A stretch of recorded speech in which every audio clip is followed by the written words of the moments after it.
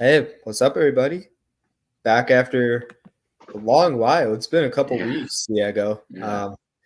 Diego's like, I'm out of here. I'm piecing you. I'm going out on vacation. You're never gonna hear from me in a couple weeks. And now he's like back from under a rock. Diego, how was your trip? Basically. Any fun stuff you done? Uh, the most fun I had was I saw Ferrari win at Monza, like live in Italy and in at the race. So that was really fun, and just being getting to see that, and like as he was passing the last few laps before winning, everyone's like clapping, everyone's like ah. I was also yelling, so that was really great.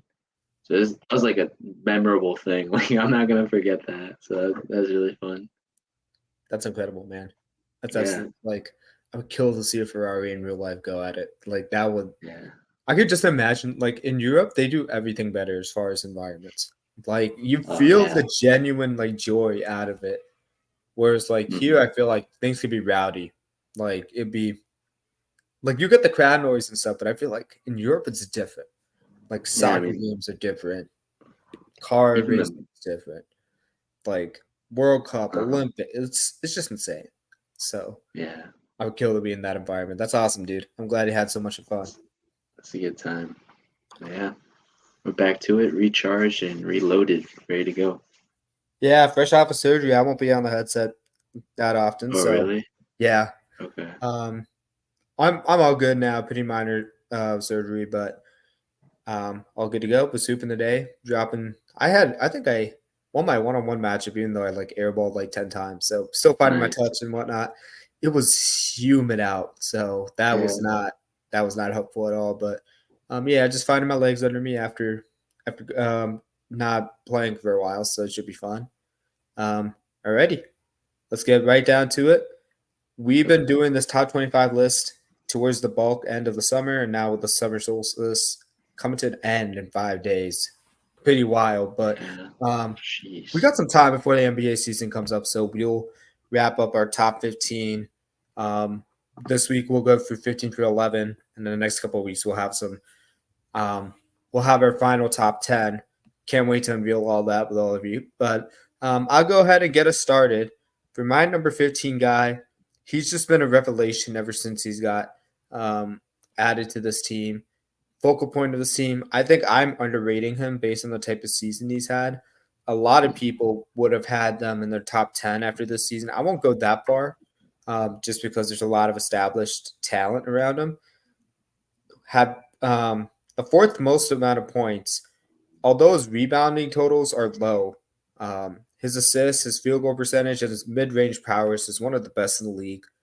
The way he just controls the game at a slow pace and his ability to dictate traffic, despite his small stature, he's a tough nosed guard. It's the guard after Villanova. It's Jalen Brunson. I have to have him in the top 15 list. This guy's single handedly put up ridiculous playoff performances and I think the reason why I don't have him higher is just the amount of years he's been doing it. If he does it the third or fourth time, I'm putting him in like top 11, top 10. Like you can't discredit what the man has done. He's single handedly made the Knicks right. This looked like a classic overpay for the Knicks when this contract came up and they signed him out of free agency. But credit to them, they're turning things around. When Mikal Bridges added to that team, that's looking monstrous. But it's because of the fact that Jalen Brunson's had the rest of the roster that the New York Knicks have this kind of flexibility. So Yeah, I mean, he's definitely up there for me as well. I think just the way he's changed everything for this team and even his own game. I mean, no one before the 2022 playoffs could have ever imagined this Jalen Brunson would exist, let alone be off the team, like not on the Mavericks, especially me. But yeah, I think it's just wild, and I'm really happy for him. And I've even seen like not a stat, but like a graphic on Twitter. I think it might have been NBA University. They put a lot of graphics, and it had him.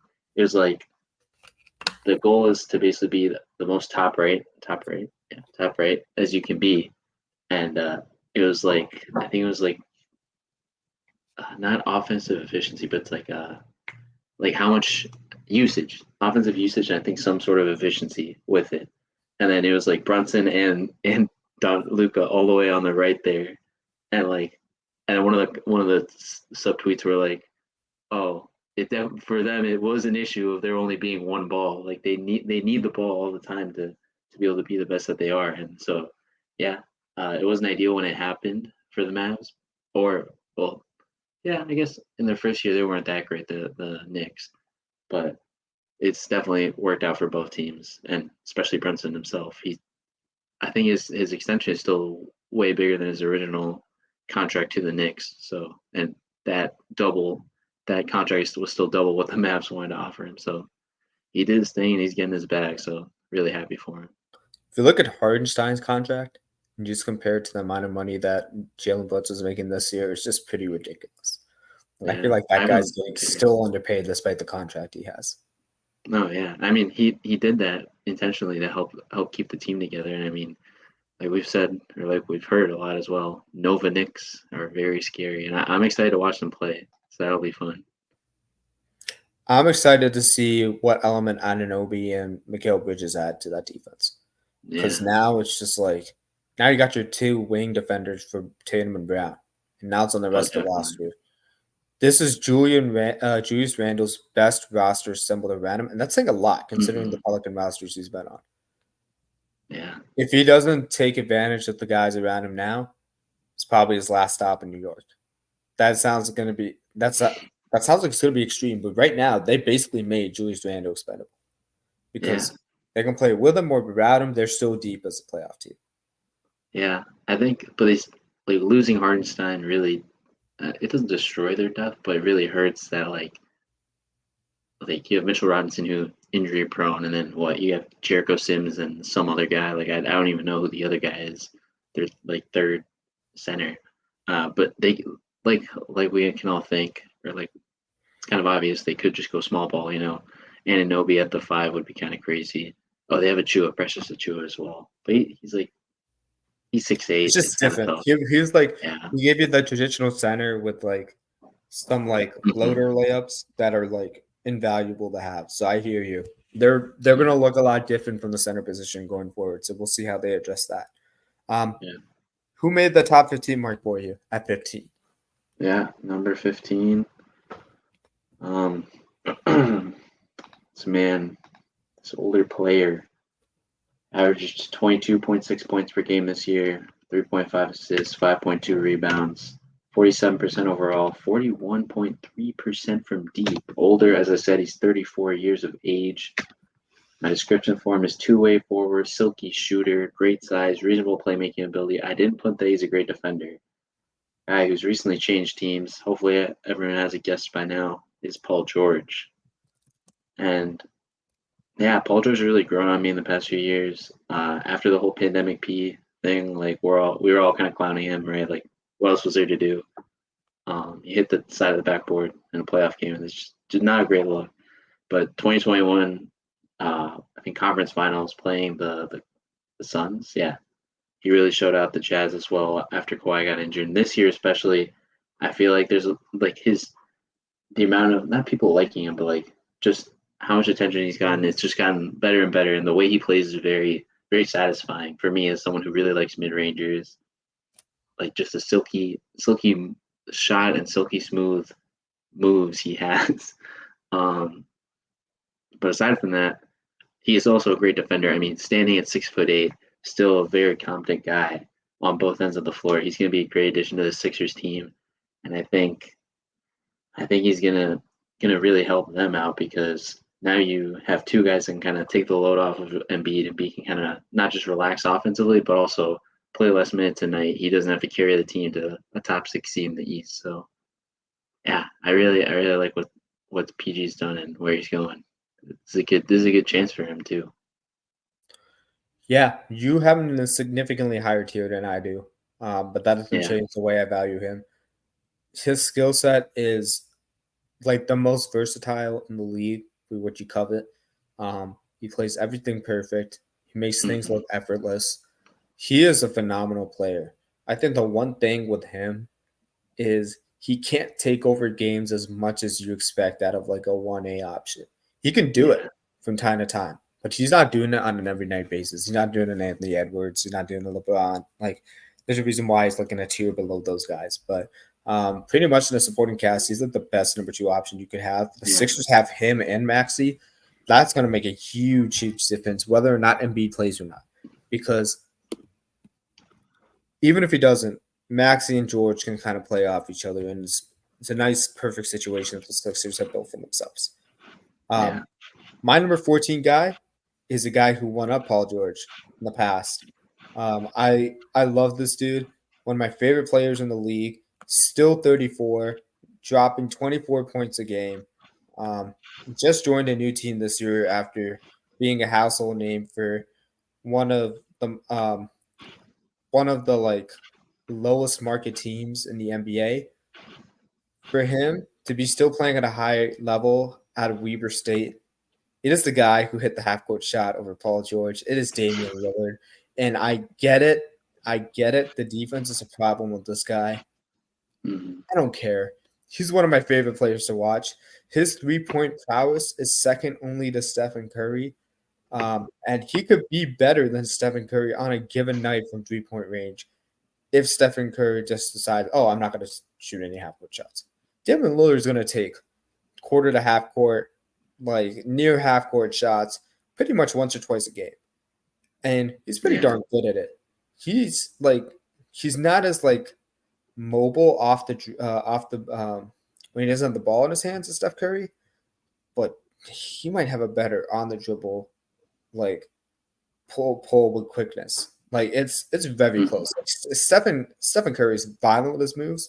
And he can be very, very quick on the dribble, but he's equally as dangerous off the move. With Lillard, it kind of doesn't matter. He can go at any pace, and regardless of that, you're not stopping that 3. Like if he gets you to bite for a moment, it's over. It's over. One of the most clutch players in the league. It sucks that his surrounding situation has not been ideal until this year. So we'll see if the Bucks can finally stay healthy. But I can't make a top 15 list and not have my best player in it. And I argue that Damian Lillard is right up with these guys as offensive talents. Oh, yeah, and I definitely agree that Damian Lillard is a great player. I was like looking at my list and I actually don't have him on my list. What?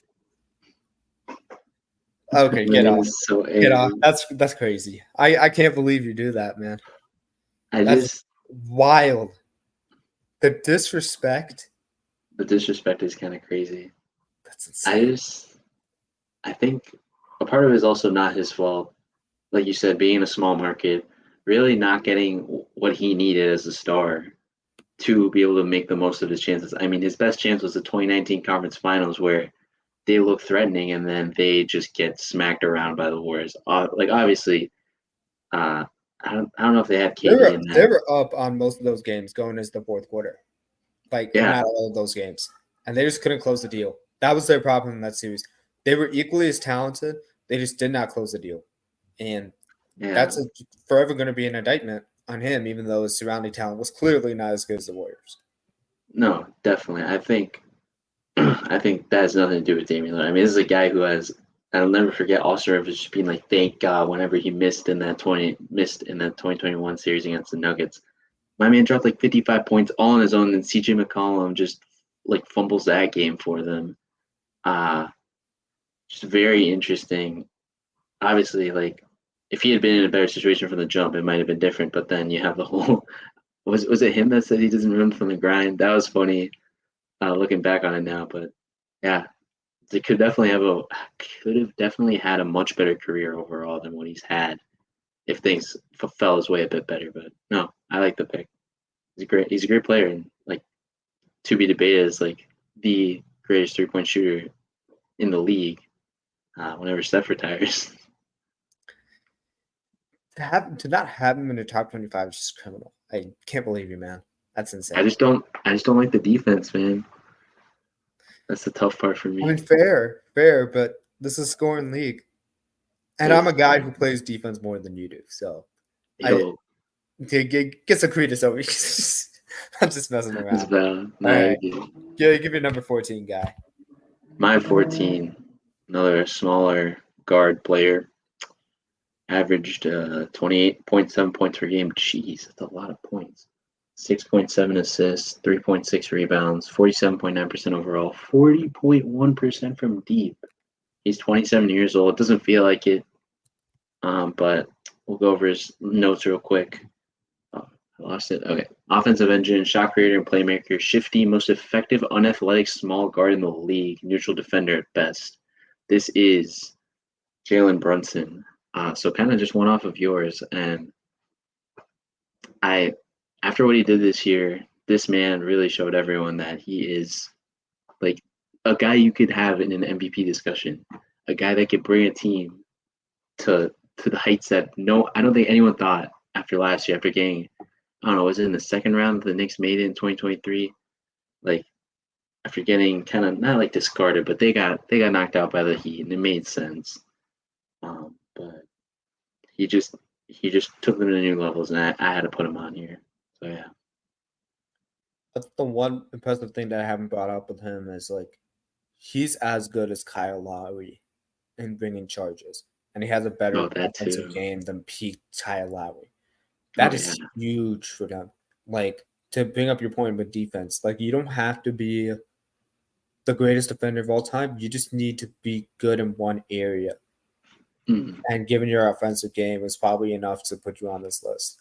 And for Jalen Brunson to be really good at drawing charges, that's an underrated skill, especially if you throw bigger guards on him, because he's not the tallest guard in the league. Oh, He's the stockiest, but he's he pretty uses his stocky. stockiness to draw charges, and to be able to catch guys like going for the lane at his size in compromising positions is really impressive. So that's one thing I wanted to highlight as well. My number 13 guy, also named Jaylen, recently won Finals MVP. I might be a little low on him, but I'm being very, very, very tempered with where I'm ranking this guy, given on like what he had to go through to get to this point. Still worthy of a top 13 selection here. 23 points a game, 5.5 rebounds, 3.6 assists, almost 50% from field goal range, 35% from the 3-point land. His stats don't pop off the tape, but if you look at the past season and the loaded offense he's come from, that really doesn't matter to me. What matters to me is when Jaylen Brown gets into the middle of the paint, can he make decisions quick enough? Is he self-aware of his limitations going down the middle of the paint? And can he still make great offensive decisions? Because in his past, he would go too violently in the paint, not know what to do when he gets stuck, and that would cause turnovers, bad shots, and it hampered the Celtics, along with Tatum being ice. That's why they lost to the Heat. That's why they lost to the Warriors. They literally lost the games because of their efforts. So to see him grow up and finally get that championship run and be a big reason why the Celtics won and getting a Finals MVP was a huge development story for this guy. So I have him at 13. It's decent. I am a lot higher. It's going to be a few episodes till we see Jaylen Brown on my list, and I like just saw that and I was like, wow. But no, he's a great player. I agree. I love the growth that we've seen from him. For a time it just felt like he was kind of the little brother to Jason Tatum, even though he was older. He'd been in the league a year longer, and like 2018 Eastern Conference Finals run where Tatum is the starter, kind of out of nowhere as a rookie, he kind of got put in that shadow. But here he is, kind of doing some stuff, especially in the finals, that just really blew me away, and I was like, man, this guy's balling. So yeah, a reasonable spot to put him. I'm not against it. Okay. If you don't have him here, who's your number 13 guy? My number 13 guy is a man who averaged 23.7 points per game, 3.6 assists, 6.1 rebounds, 52.5% overall shooting, 41.7 from deep. We just had straight shooters in this first three spots for me, but 33 years old, a bit of an older dude as well. Mid-range menace, clamps defender, Hall of Fame strength, and can't stay on the court, though. We all know who that is. That's our man, Kawhi Leonard, board man, and he has gotten paid multiple times. And I mean, he proved to us that he was the guy to lead, to be the best player on a championship team in a crazy situation with the Raptors, where he just has 1 year and he does it. And the reason he's so low for me is just he can't. For the past 5 years, he hasn't been able to show that through a whole postseason, through even big chunks of a season. And so, yeah, like I say, mid-range menace. That his midi is just amazing, and his growth as well, obviously over a bit more time. But he's just become an all-star player, and I kind of sad we couldn't see him in the Olympics. Only good reason that he was injured is it helped the Mavs move through the playoffs. But no, great player. Love the two-way aspect of his game. I think I saw a video 1 second that said he is like this era's closest thing to Michael Jordan, a guy that can 100% play both sides of the ball, can hit a mid-range, post fadeaway, super strong, just a forward, but I love him. He's a great player. Yeah, I agree, which is why I also had him right close to you. I have him at 12. So for me, this is really hard to rank him this low. He's another one of my favorite guys to watch because he's a top 5 talent when he's healthy. He just takes over games. He's taking over games against LeBron. He's taking over games against KD. This guy is not afraid of anybody. He doesn't have to talk a lot for his game to do the talking. And for that, I've always respected Kawhi Leonard. And his skill set on the floor is very unique because he's always underestimated on whether he can get to a ball on defense. And guys continue to test him, and he continues to just slam the door shut. When he's going and he has that long extended arm from pull up from 3 or mid range, you know what I'm talking about, the classic between the legs, he'll just extend his arms, I don't even know how to describe it, like it's jutting out of his forehead, and it's money every single time.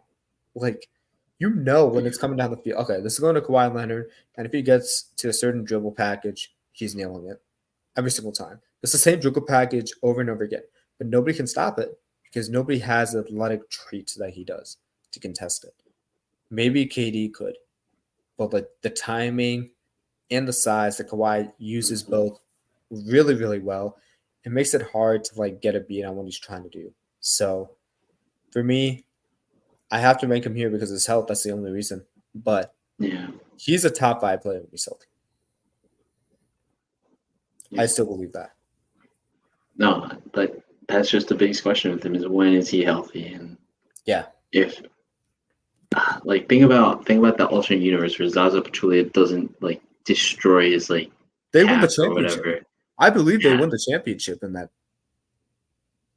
It's just a wild and not even if they don't win that 2017 championship, most likely he stays on the Spurs because that injury is what caused that whole debacle between him and the organization to make him want to leave to Toronto. So just kind of wild how that all happened. I still remember I bought a Kawhi jersey the summer he went to Toronto. And I went to Lollapalooza and wore it, and the guy was telling me, oh, man, that sucks you guys lost. And I was like, yeah, it's so rough. So rough he had to leave the Spurs like that. And it's just crazy how just that moment made an inflection point in NBA history. So, I mean, I'm glad he still had his moments. He still won a championship on his own.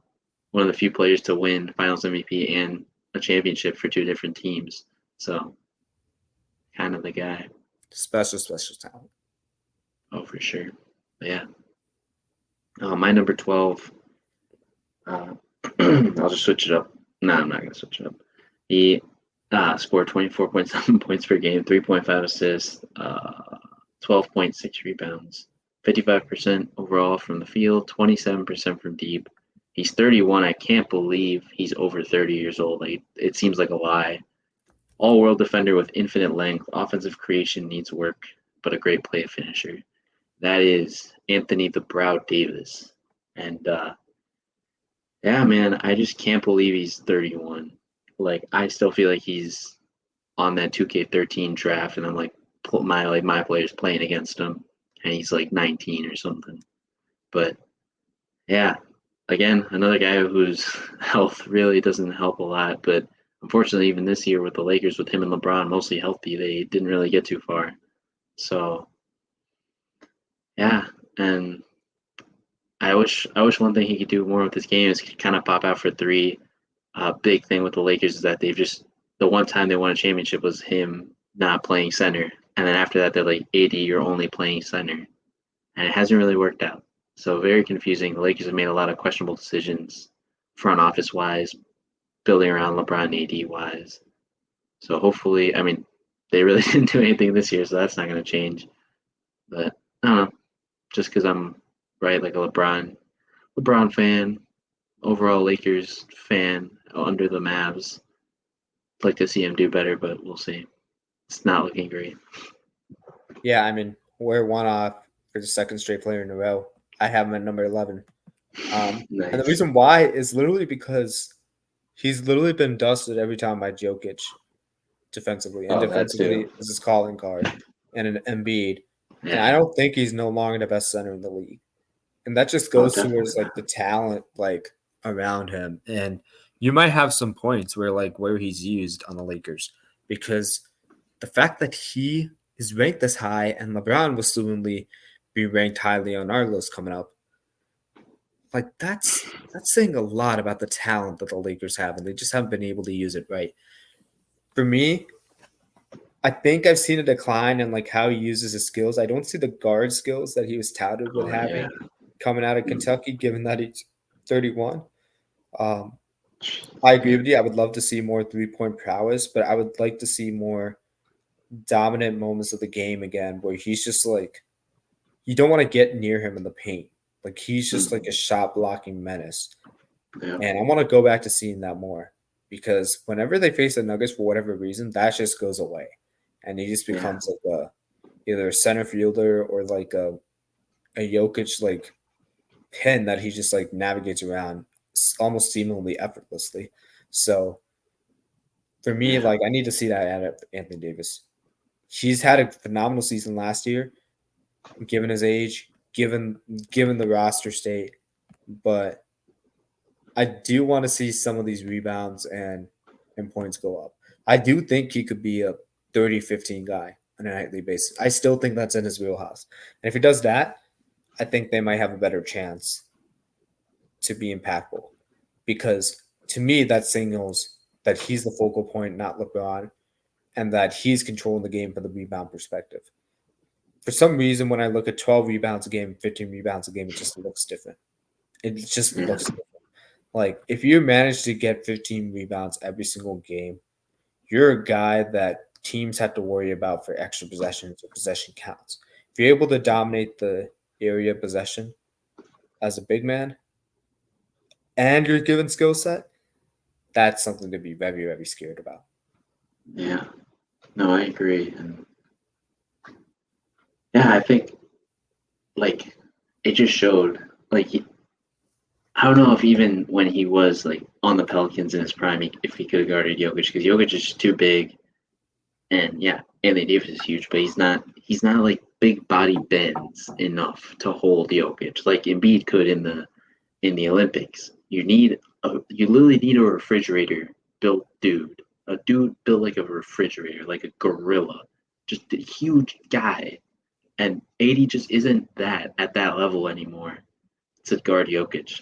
And that was what happened in their finals in their championship run in 2020 is that you had JaVale McGee, you had Dwight Howard, two guys that at that moment in time could take a big body in. That's all they needed to do, and that was fine. So yeah, just still again, while he's 31, I feel like the Lakers maybe wanted him to kind of take over after LeBron left, but LeBron hasn't left talent wise at all, and it's just a mystery what he's done and just amazing how he's done that. But maybe it didn't play to what the Lakers thought was going to happen. I'm curious to see what he looks like this season because it's not too late for him to jump out in the top 5 category. I do think Oh yeah, they have a better coaching situation Yo, As much as I JJ, love like yeah. Darvin Ham's first year, I think JJ Redick's going to lock more of Anthony Davis offensively, where you're going to see more versatility out of him used and tapped into. But for Anthony Davis, being impactful on the game is going to matter because when he was on the Pelicans, he was impactful. There's a reason why the Lakers traded up all those picks together Yeah. because he had an impact. That title run that they had, it's because nobody wanted to go across AD. He needs to get back to that guy, that kind of influence. So, Yeah. alrighty, Diego, round us off at number 11. Number 11, another pretty old individual here. Wait. Huh. I didn't expect that. Anyway, that's for the next episode. 27 points per game, 5 assists, 6.6 rebounds, 52% overall, 41.3% from deep. Only one of my guys here is under 40%. 35 years old, greatest all-around scorer of all time, long enough to defend well, killer mid-range. It's KD. A guy, 7-footer, the actual, I don't say original unicorn because it's just so it's hard to pinpoint exactly what, but this is the guy who just 7-footer can cook you with his dribble moves and then pull up right in your face for an easy bucket. Maybe make almost any shot whenever you want, whenever he wants. Yeah, I mean, again, some injury issues, but a lot less than the last two guys. And just, I don't know. I used to really dislike him after his decision. I was definitely one of those people who screaming cupcake, but after he left the Nets, I'm just like, whatever. Like, it's all in the past now, and I don't know. He hasn't been able to get really the get out of jail free card of like, oh, I had my own team and whatnot. I think he's kind of accepted that, and yeah, he's just offensively a demon. Even in Golden State, he was defensively a bit in there as well in the depth lineup. But yeah, I really like the mid range game, just the inability to be blocked in any way when you're that tall and that skilled. So yeah. Yeah, I mean, I'm just shocked you have him outside the top 10. I'm really really shocked.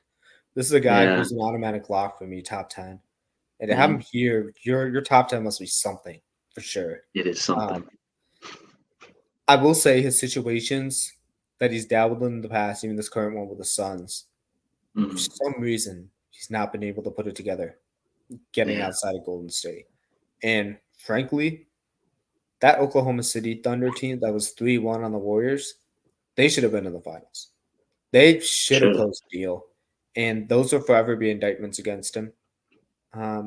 But I still can't get over the scoring prowess and the defensive impact and defensive strides he's made.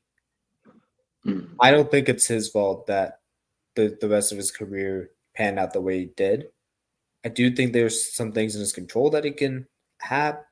But I'm very, very curious to see who your top 10 is if you have KD this low. That should be very yeah, exciting to see. yeah, it'll be interesting. I would say for the Thunder team though, I don't know.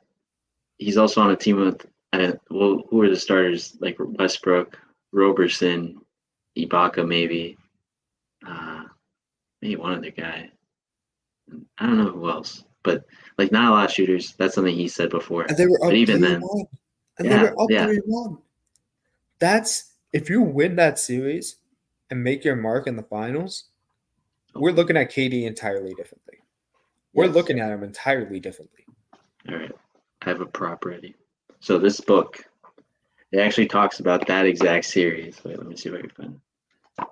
And what it says is in that game, or it might have been, yeah, it was game 6, I believe. Please tell me it's here. I'm gonna look so silly if it's not here. No, I'm pretty sure I read it. Origin story, because it has to do with how they like whatever. It's gonna take way too long. But anyway, in there they talk about how the Thunder in that game, in the game 6 Clay, the Thunder shoot three or they make only 3-point shots all game, 9 points. Okay, and they obviously because of that they shot a better 3-point percentage than the than the Warriors. But because the Warriors are shooting so many more threes, that's why they won. Because it's just such a higher value like It's the math. shot. They're winning the math It is game. math, right? Yeah. And so that's kind of what happened there. It's just the future was coming. It's like the meme where it's like the future's now, old man, and that happened to KD and that team. They were so focused on winning inside the arc, they couldn't do it, and that's kind of tough when you're such a great shooter like KD. That's how you got beat there. But yeah, another big inflection point in NBA history. I mean, yeah, I mean, I don't know if I think the Cavs could have still beat those Thunder, perhaps. So That would have been a good series, but we'll see. I mean, yeah. I'm really excited to dive into the top 10 next week, see who you have from like 10 to 6. Thank you guys so much for watching. You Yep. can follow us at our channel, amon.a.mission on Instagram. Do Our it. YouTube channel is Amon Mission. Find that tab below, like Diego's pointing to it. So locked Give some in. comments. Who is your like top 15 player list? Comment below like how we've done on our top 25 so far. How ridiculous it is that Diego does not have Damian Lillard in his top 25. Please comment that. I want you guys Yeah, to spam that comment because that is just utterly atrocious. destroyed me. I But need until it. then, we'll see you guys next week. Take it easy, guys. See ya.